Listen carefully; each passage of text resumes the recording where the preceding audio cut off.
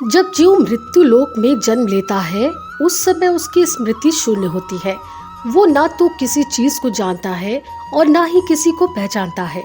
बच्चा माँ के गर्भ से निकलकर जैसे ही बाहर आता है तुरंत ही रोना शुरू कर देता है। वो ऐसा तकलीफ क्यों करता है या कोई और कारण भी है जिसे हम समझ नहीं पाते।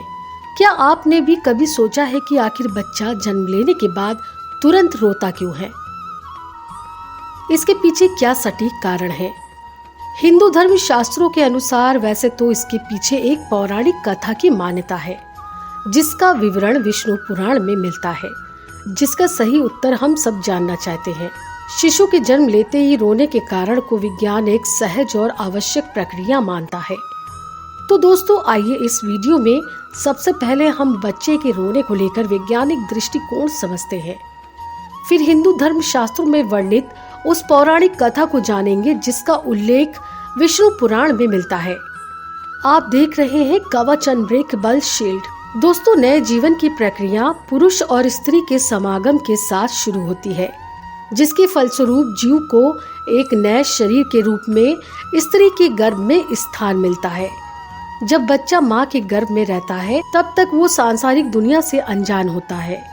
माँ के गर्भ में वो जीवित तो होता है परंतु सांस नहीं लेता। उसके शरीर को खाना पानी इत्यादि माँ से जुड़ी गर्भनाल से प्राप्त होता रहता है।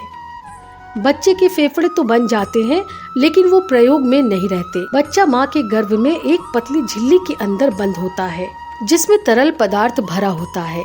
इस तरल पदार्थ को वैज्ञानिक भाषा में एमनियोटिक फ्लूइड बोलते हैं।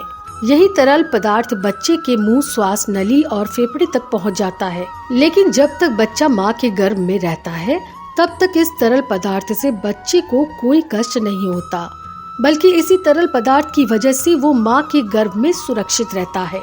प्रसव की क्रिया माँ और बच्चे दोनों के लिए कष्टदायक होती है।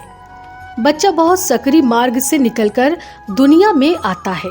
जिस क्षण बच्चा माँ के गर्भ से बाहर निकलकर इस संसार में आता है उसके आसपास का परिवेश बदल जाता है। अब शिशु को जीवित रहने के लिए श्वास की जरूरत होती है, लेकिन फेफड़ों में वही तरल पदार्थ पहले से ही भरा होता है जिसे बाहर निकालना बच्चे के स्वास्थ्य के लिए बहुत जरूरी होता है। इसलिए डॉक्टर बच्चे की डिलीवरी होते ही गर्भनाल को काट देते हैं और बच्चे को उल्टा करके उसके मुंह से इसी तरल पदार्थ को बाहर निकालते हैं। ऐसी असहज स्थिति में बच्चा प्रथम बार रोता है। रोने की प्रक्रिया के दौरान बच्चा एक गहरी सांस लेता है जिससे हवा उसके फेफड़े के अंदर प्रवेश करती है और फेफड़े में भरा तरल पदार्थ बाहर निकल जाता है। इसलिए बच्चे का प्रथम बार रोना बच्चे के स्वस्थ होने का संकेत होता है। अगर बच्चा स्वयं से नहीं रोता तो डॉक्टर बच्चे की पीठ पर हल्के हाथ से थपकी लगाकर उसे रुलाने का प्रयास करते हैं जिससे फेफड़ों में हवा जा सके और तरल पदार्थ बाहर आ सके।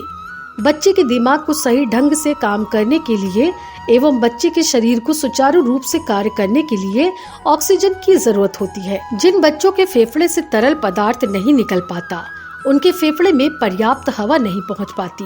ऐसा होना बच्चे के जीवन के लिए खतरा होता है और दिमाग को पर्याप्त ऑक्सीजन न मिल पाने के कारण उन्हें किसी प्रकार का मानसिक बीमारी भी हो सकता है। तो दोस्तों, ये बातें थी विज्ञान की।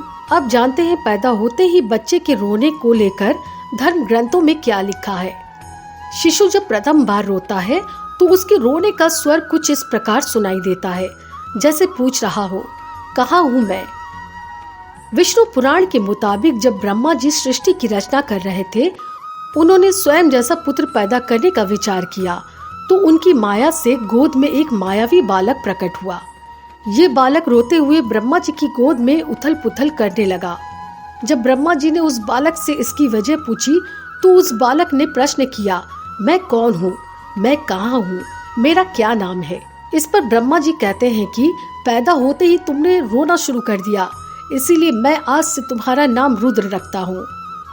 ऐसी मान्यता है कि इस बच्चे के जन्म से पहले किसी बच्चे ने रोना शुरू नहीं किया था। ऐसी पौराणिक मान्यता है कि तभी से जन्म के बाद बाकी बच्चों में भी रोने का नियम बन गया। क्या आपको बच्चे के रोने का कारण पहले से पता था? हमें कमेंट करके जरूर बताएं और साथ ही जय श्री कृष्ण अवश्य लिखें।